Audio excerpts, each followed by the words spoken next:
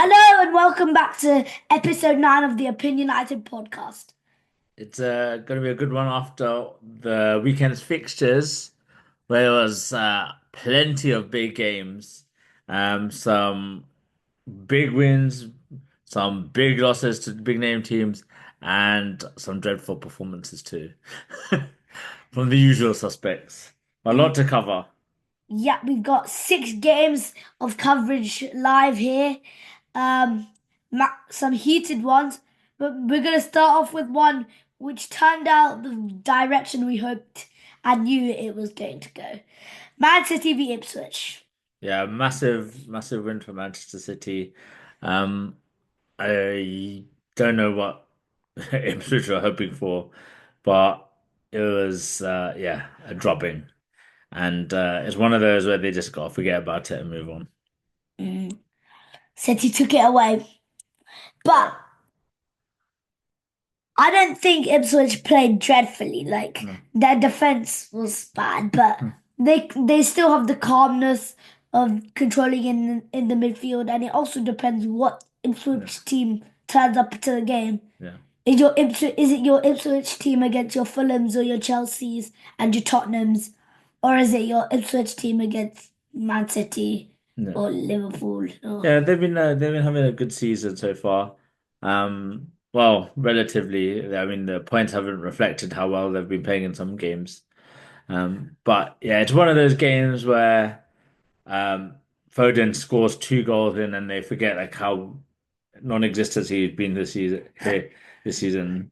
But they've spent a lot of money now. With I think they've got 4 new sightings. There's Man City have Yeah, so they've got some so defenders. it's gonna be a big shift for the second half of the season, and they'll probably finish second, I imagine. Second. Yeah, because now they'll just continually get results. The pressure for them now comes though is with the Champions League, which starts again this week, and they really need to get results. So they can't afford to rotate as much. And so we'll see how Man City cope with that, because obviously harder games are coming, and they start with PSG on Tuesday Yes. or Wednesday. Well, I can't remember which day it was, but yeah, tough game. So it's going to be high intensity for basically the rest of the way, and yeah, a lot was riding on those games. So we'll see if they can maintain the intensity for the Premier League. Yep. Pep's confidence risen up again, and Ipswich and Kieran McKenna's side bit disappointed. Wouldn't say thought they should have scored goals, but maybe 6 goals is a bit shouldn't really be happening against this side. Hopefully they can win their next game and proceed because I really want them to stay up. Yeah, it would be good if they stayed up. They're Yeah, interesting side to they're a watch. nice team to watch. Yeah. On the other hand, for City, fighting now for the Champions League and the Premier League, and now actually contenders for maybe Champions League spots next year. But we're going to move on to another game which had a lot of drama at the end of it. Liverpool v Brentford. The drama at the end of it? Yeah, What happened at the end? 2 goals in stoppage time. Oh, sorry, yes. It was 0-0 most of the way. I completely forgot about that. Yeah. Brentford and really held out with Liverpool. They were giving them a good game. And Darwin Núñez came to the rescue. I mean, Salah hasn't scored this year, surprisingly, in the Premier League. And yeah, and I think Brentford probably thought that they'd done enough. And then it came right to, was it, the late 80th minute. 93rd minute. And yeah, Darwin Núñez with 2 very, very important goals for Liverpool. It shows that they can even win without playing their best, which means that they're probably the most likely to go the distance and win the lot. But yeah, Brentford will be ruining it, but I'm sure they're probably not too devastated because they Is it gave a good Liverpool? account of themselves. But Liverpool will be delighted because they managed to take advantage of other teams dropping points at Arsenal, and they have a game in hand too, so they're gonna really open up that gap, I think. Mm. My man of the match was Dominic Szoboszlai. He played very well, got assist, I think. Uh, and he not really a first choice, although I think he should be. And I think he played outstanding as Liverpool rotated it. And I think Arne Slot will now be striving for that Champions League now, resting players in not as crucial matches. And Brentford heads in hands because they gave him a good shout. Couple of disappointing misses, couple of inch close attacks, but it is what it is, and Yeah. Liverpool are Liverpool right now. Yeah, exactly. So Exactly. can't just move on from that. Yeah. Yep. And that leaves us with Arsenal, who probably would have hoped that Liverpool were about to drop points, but it was them who dropped the points. They were dominating Aston Villa, cruising even at 2-0 up. Probably could have been even further 3 outside. 0 And then Arsenal do what Arsenal do. And they let one goal get back into it, and then that was it. The momentum shifted, and Aston Villa were back in it and level on 2-2. And that's what Aston Villa can do to you. One Yeah, goal for Aston Villa can change the games, and you know how Unai Emery's team they work a very quick pace, quick yeah. tempo, and once they have the goal, they will strive for more. They will earn and try to get a point in every game, and that's exactly what they did. It was a bit of a classic bit of Premier League football where it was just two good crosses, which was not dealt with by Partey, and yeah, Aston Villa took full advantage of that. Mm, And it solidifies their position. But Arsenal drop points against Liverpool, and yeah, it's going to be harder and harder for them to really push for anything in terms of silverware in the Premier League. mm. Lots of transfer talk now about second choice striker John Duran as Ollie Watkins has come back into the first team. Yeah, And he's got his momentum back, and now John Duran's sitting there after the red card. yeah. And transfer talk, teams like Chelsea and Tottenham are wanting Well, West the Ham bid striker, and yeah. West Ham, West no Ham way. bid 57 million for him. It was rejected, so it's going to be a big one to get him out of Aston Villa's grip. Yeah, So we'll see. We'll see if he moves, but there is a lot of interest for him. yeah. So yeah. Right, we'll move on to our next game. Chelsea v Wolves, the Monday game. Quite of a classic one for Chelsea, I think. Yeah, I mean they took the lead again, and then they equalize, and then they let Wolves equalize as Chelsea do. Silly mistakes from them, but they were able to get back on track and get the win, even though they fully rotated their team. So it's a good Yeah. result for them. Wolves are doing bad performance-wise, but not really results-wise. So it's interesting to see if they'll get out of this sort of rot or if they're going to be dragged into that relegation zone. I think they'll probably be all right because they have enough quality, but yeah, they need to get some results. So Chelsea have they end their run of poor form, get 3 points, and put themselves back in the top four. Yeah. Chelsea back on it. And even with the second choice defenders of Oh, Tosin. Tosin Adarabioyo and Yeah. Chalobah. They recalled Chalobah on loan from his loan at Crystal Palace, and he went straight back into the team and got an assist. So yeah, they'll be happy with that.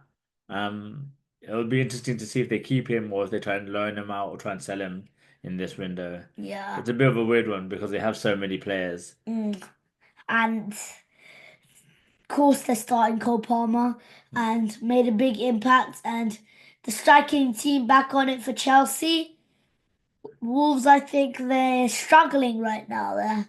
They've lost their form a couple of seasons ago. They played quite well, I think. Yeah, They were finishing top 10 regularly, but now yeah, some of the signings, yeah, some of the players, the big players gone, yeah. Neto's Well, there's gone. all Neto, and Neto's not really done anything for Chelsea, so I'm sure they wish they could have him back at Wolves. But yeah, they Mm, need something to spark them to life, maybe a win or something like that, just to get them going again because they need something to really build some momentum yeah, because they're right on the edge of that relegation zone, and Ipswich are not gonna let up anytime soon. So they'll need to start getting results, otherwise they could easily go down this year.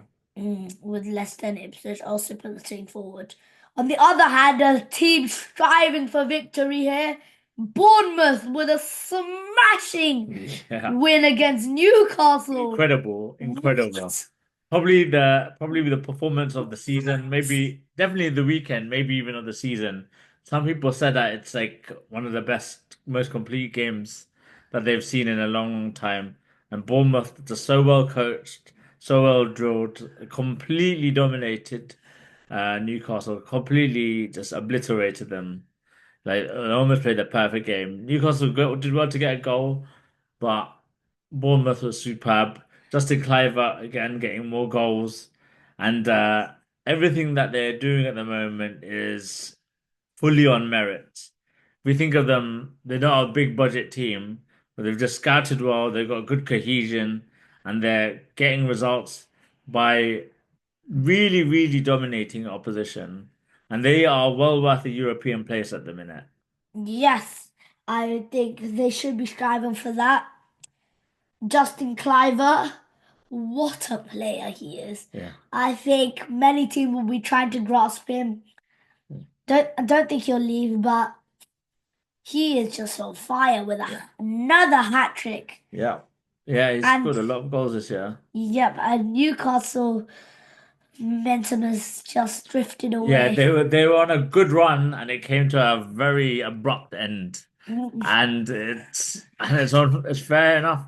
It's against Eddie Howe's old team. He used to manage them and yeah, they gave him a rude awakening.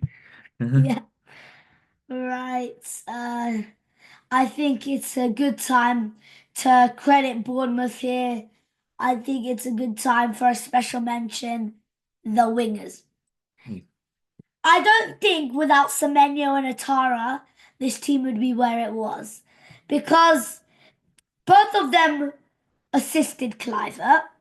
Both of them are been playing excellently. I don't know about you, but I think both of them are one of the Bournemouth's best Yeah. players. And without them, Bournemouth wouldn't be like this. Yeah. What do you think on I this? agree, and I think even with the injuries that they have, they've not really missed a beat. They've really continued. They have, I mean, if they look at the bench, there's barely anyone he could turn to, but he continuously gets results, and it's down to the players that they've brought in, and he's got them playing superbly to the tune that he wants them to play. So it's really, really brilliant stuff for Iraola and everyone else at Bournemouth. Yeah. And let's move on to our final. Well, there's Oh, really two that we could discuss in sort of one breath, and it's the two really underperforming teams. Firstly, Man United got smashed and by secondly, Brighton, we're going to talk and about also Tottenham which we're got going to smashed by Everton. which we're going to talk about now. Right. What? Where to begin? What? It was two. I mean, both Man United and Tottenham are amongst two of the worst teams in the league right now, and they're struggling to put anything together that resembles any fight or effort. And you could tell, I think there was comments afterwards that saying Amorim was really upset with the team. He said it was probably the worst Man Man United team United in in in history. history, and Postecoglou looked defeated. I mean, both of them need some a real, Morale push. yeah, morale boost, a real effort and real intensity increase. I mean, Brighton found it very easy to play against Manchester United because obviously they're just a better team right now. And also Brighton used the width and the wingers are crucial. Yeah, I mean, Mazraoui had a terrible game, Dalla had a terrible game, Mm, and they're too easily beaten on two of the first two goals. And Onana had a really bad error for the third, so it's poor from them. I mean, there's other moments in the game, but really Brighton were well worth their win. And same with Everton. Everton dominated Tottenham, and they'd probably more disappointed to concede the two goals than anything because it was easy. Dominic Calvert-Lewin scored a brilliant goal. Also, Moyes had them playing in a way that Tottenham had no shot really. So it's two teams that are gonna be having to put a lot of work in. I mean, they're fortunate enough that they've got a bit of a gap before above the relegation zone. Otherwise, there's not many teams that you'd consider them favourites against. Mm. I think with Moyes now, they play quite on the front foot, and that's what you saw in Dai, Calvert-Lewin, to goes on the goal sheet. And I think David Moyes has brought more attack, quite the opposite of Sean Dyche, who would like sit back, take on the Yeah, pressure, and then go and attack yeah, once they have the ball. David Moyes is high press, get the ball, then attack. yeah. And so the two differences are contrasting, and now Everton have got onto the front foot, and maybe they'll be fighting to get out of the relegation zone and Yeah. do a little bit better than they did in the first half of the season. Well, I think they should survive because again they have better players than like Ipswich, Leicester, and Southampton. Well, maybe not better players, but just they're more established in the Premier League. Mm. And knows well how to survive in the Premier League, so I think they're okay. Yeah. But yeah, the performances like that, results like that, will give them a big confidence boost and just lift the spirits because for most of the season now they barely got any shots in, and they weren't really a goal scoring team. So to score three in a game would be a big surprise And and especially a against boost for Tottenham. them. Exactly, exactly. I'm sure they'll be hoping they could play Tottenham every week because not many teams are that open, but it'll give them the right impetus. Whereas Tottenham, same problems. I mean, less of a problem than last week because they had centre backs playing. Maybe they were not match fit, but they were Yeah. there, so that excuse was not really there.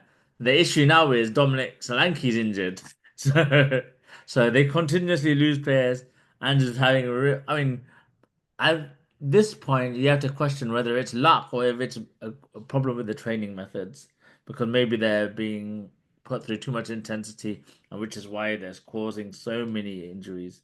Mm. Obviously, the increased workload in terms of games is a problem too, but yeah, I also like something I to like review. Postecoglou. I like Yeah, his method of playing, but yeah, I can't imagine the situations he's in. yeah, And the look on his face when he was going into the dressing room after the game. yeah. You can tell what the state of this team's in. Exactly, exactly. And I really think that they need to sign players because Yeah, if the full 11 aren't there, Romero, Van der Ven, Solanke, Bissouma, and Sar's now injured as well. If they're not all there, then the team will just play like midfielders and defenders like Archie Gray. They have to rely on Bardval now. They have no striker, so they have to might play Son there. yeah. Um, the only good thing is that they can bring now Madison into the first team, but other than that, it's really bare and poor for Spurs, and I think they really need to look for some more centre backs and some more striker as well. Yeah, if Solanke's out for a long time, I think Richarlison was back. He scored for Tottenham, Yeah. so against his former club as well. So him having him back will be a boost because at least they have a goal scorer there. But yeah, they need to invest in the market to help at least with reinforcements for the defensive cover because there's protection needed. The defensive line is it's leaking goals at the moment. Mm. But the good thing is with the transfer window open, there's going to be a lot of activity. We've already seen, like I said, Man City have signed four players, or almost four players. I think Marmoush is not finished yet, but and Manchester United are possibly going to sell Garnacho or Rashford, Yep. which is And going to be Anthony massive. It's Anthony, yeah, Anthony. I think is playing going for on Real loan to Betis. Betis. So yeah, lots of transfer activity. I'm intrigued to see who comes in for Manchester United if they do sell someone. Um, Hopefully Garnacho stays. yeah, you don't really want to see teams sell like talented young players, Mm. but the rules make it such that it's now a common occurrence, unfortunately. I think they could probably do with some fullbacks or some wingbacks for Mm. Amarim's system. They said Maybe oh yeah, Patrick Dorgu, yeah. Dorgu, yeah, he Yeah. might be coming in. Which would be a good addition, you'd think. Mm. they could probably do with another midfielder. maybe Nuno Mendes, maybe because Yeah, I think it's probably too expensive. that's the problem. Yeah, and I think Paris Saint-Germain probably don't want to sell him while they're still battling for their Champions League places too. Yes. So it's a tricky time. It's a tricky window. I'm actually thinking that Liverpool might add someone just to solidify their team. Especially the wing backs. Yeah, they probably want a left back as well, don't they? Mm. And also, it's to be seen what happened with Salah, Van Dijk, and Salah. Alexander Mm. Arnold. We've talked about this before, but I'm pretty confident that Alexander Arnold is like going to make the move to Madrid. Yeah, Um, Salah will probably go to one of the Saudi league teams. yeah. And But they don't want that cloud hanging over them. They probably want to get. That's why they probably want to bring someone in just to give them a bit of mm, morale. and So they'll spend some money on something big. yeah. That's what Liverpool do. Or they, I wonder if they'll try and surprise everyone with a contract extension at the end of the window, just to give Mm, them a bit of. But yeah, that would I be think it's interesting. unlikely. I think it's unlikely, like Yeah. you said. Right now, we're gonna move to the dastardly defeat at Old Trafford. Ugh, that was mad. I think Brighton fully deserved it though, and I think we just have to move on from that. Yeah, yeah, like we discussed, the fullbacks were really bad. I think what we need to see from Manchester United is an improvement in terms of attacking effectiveness because with the strikers with the strikers they have, they're not taking enough of their chances and they're still leaking goals. Mm, So it's a lot of work to do on the training ground.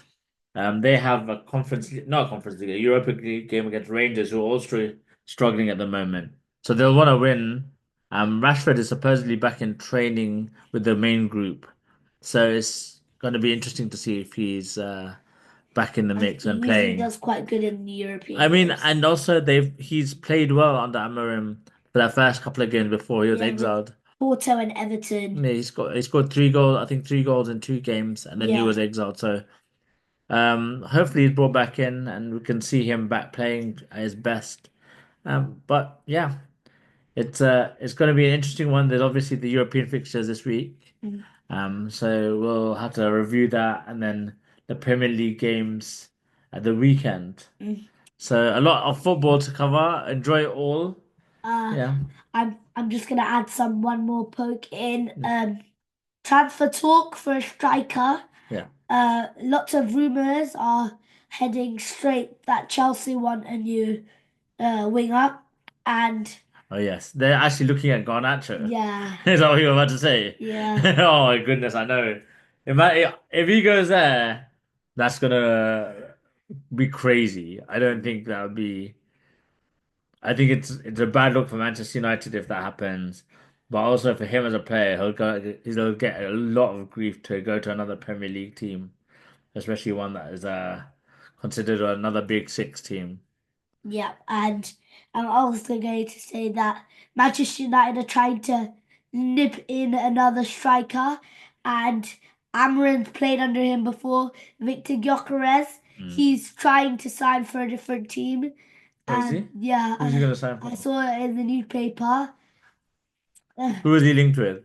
Well, Arsenal are linking up with him, but he wants to go into a higher class team, maybe in the Spanish or English league. So we'll see Yeah. what happens in the summer. Yeah, I mean there'll be a lot of people wanting him. Mm, I'm sure Man United would probably want him as well. yeah, So we'll see. we'll see. I think maybe we should discuss a lot of the transfer rumors in our next podcast. Transfer talk, yeah. Yeah, We'll do a lot of transfer talk because next I'm time. sure there'll be a lot of activity as well. Mm, Yeah. right. Should we That what did you want to say? I'm just gonna say that's the transfer talk. Yeah, and we will do a dedicate. I think we'll dedicate a whole podcast Mm, to the transfer talk because a lot of interesting details will be covered there. yep. So we'll do that. Maybe not next time. Maybe the one after because that'll be the final week of the transfer window, and it will really ramp up then. I think Yeah. because a lot of teams need a lot of players, and there's going to be more injuries. So we're going to see a lot of activity, I imagine. Players out, players in, lots to discuss. But for now, I think we'll leave it there. Yeah, we'll catch you Yeah, later. and we will catch you guys later to discuss the matches from Europe and the Premier League. Yep. Yeah. See you then. See ya. Bye. Bye.